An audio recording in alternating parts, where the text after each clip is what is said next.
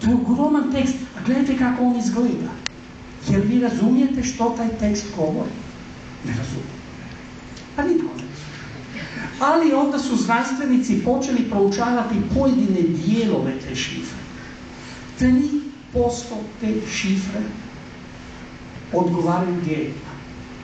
Danas znamo oko 20.000 genima. 3% genima. To znači, recimo, 5.000 slova za redom, to je jedan gen.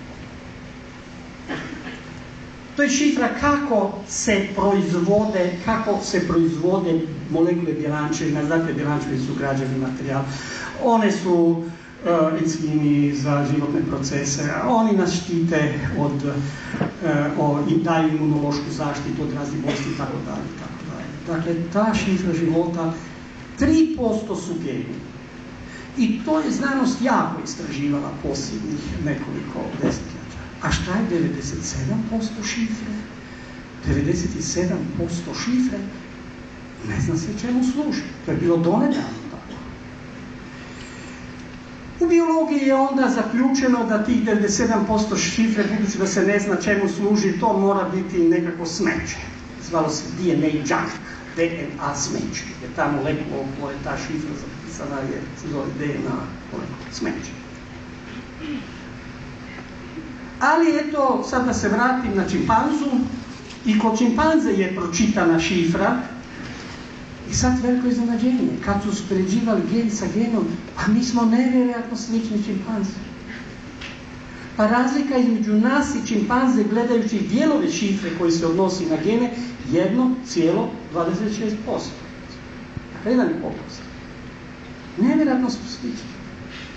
A gdje su onda te ogromne razlike između kognitivnih sposobnosti, savjesti, duhovnosti, sposobnosti za matematiku, za glazbu, za umjetnost, za graditeljstvo? Gdje je sad to zapisano? Veliki izazov za znanost. A gdje može biti osim gena? Pa ne može nigdje, jer ono je ostatak je smeće.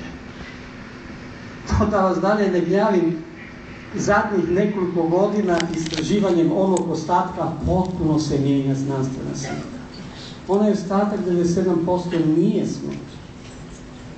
Tu su takozvani regulatori koji reguliraju procese, reguliraju rad gena, reguliraju životne procese.